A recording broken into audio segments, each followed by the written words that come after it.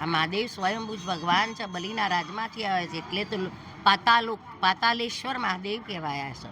આ ભગવાન કૈલાસથી બિરાજમાન થયેલા છે, સ્વયંભૂ ભગવાન મહાદેવ પ્રગટ થયેલા છે. આ ભૂમિ પવિત્ર છે, દેવોની ભૂમિ છે, ઋષિઓની ભૂમિ છે. દેવ કેમ જરૂરી છે? આપણો ઉદ્ધાર થાય, આપણું કલ્યાણ થાય, જગતના જીવોનું કલ્યાણ થાય, ગામનો ઉદ્ધાર થાય, ગામના લોકો આનંદ કરે, દેશ વિદેશના ગામના લોકો અહીંયા દર્શન કરવા આવે છે અને ધન્ય અનુભવે છે.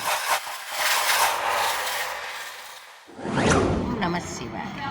ઓમ નમઃ શિવાય. બા, નામ શું નામ છે તમારું? મારું સાવિત્રીબેન મંગળદાસ પટેલ.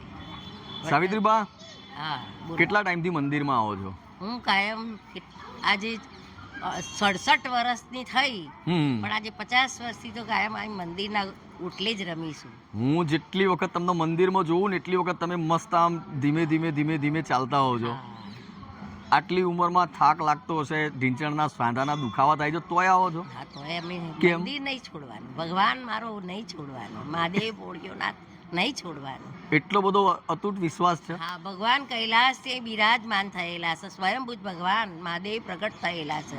આ ભૂમિ પવિત્ર છે, દેવોની ભૂમિ છે, ઋષિઓની ભૂમિ છે, આજે બ્રાહ્મણોની ભૂમિ છે.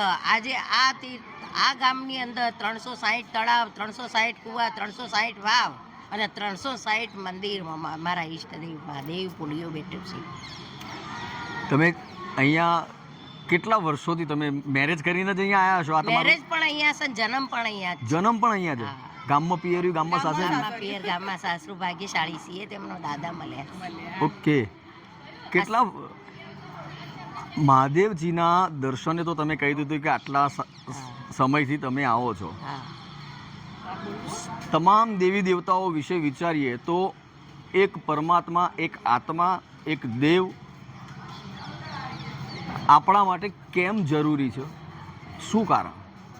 દેવ કેમ જરૂરી છે? આપણો ઉદ્ધાર થાય, આપણું કલ્યાણ થાય, જગતના જીવોનું કલ્યાણ થાય, ગામનો ઉદ્ધાર થાય, ગામના લોકો આનંદ કરે, દેશ વિદેશના ગામના લોકો અહીંયા દર્શન કરવા આવે છે અને ધન્ય અનુભવે છે. આ મહાદેવ સ્વયંભૂ ભગવાન છે, બલિના રાજમાંથી આવે છે, એટલે તો પાતાલેશ્વર મહાદેવ કહેવાયા છે.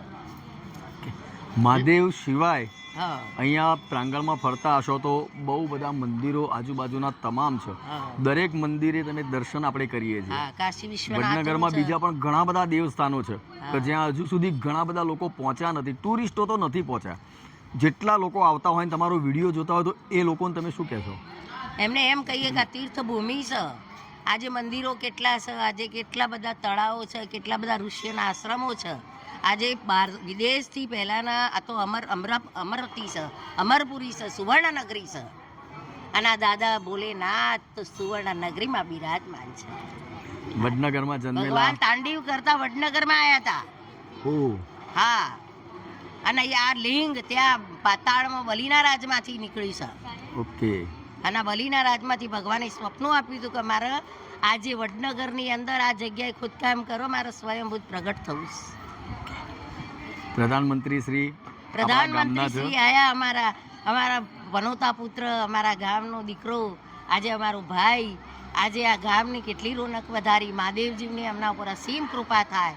જેવી રીતે કે આજે જે વૃક્ષ ફળ પાકે છે પણ એ બીજાને અર્પણ કરે છે, એવી રીતે અમારા નરેન્દ્રભાઈ મોદી આજે ઘર બાર ત્યાગ કર્યો, છોડ્યા અને આજે દેશનું કલ્યાણ કરવા માટે, દેશની સેવા કરવા માટે ખડે પગે અત્યાર સુધી ઊભા રહ્યા છે અને હજુ પણ છે. અને ભગવાન મહાદેવને હું પ્રાર્થના કરું છું કે એમને ખૂબ શક્તિ આપો, ખૂબ ભક્તિ આપો અને તેજસ્વીતા આપો. હર હર મહાદેવ.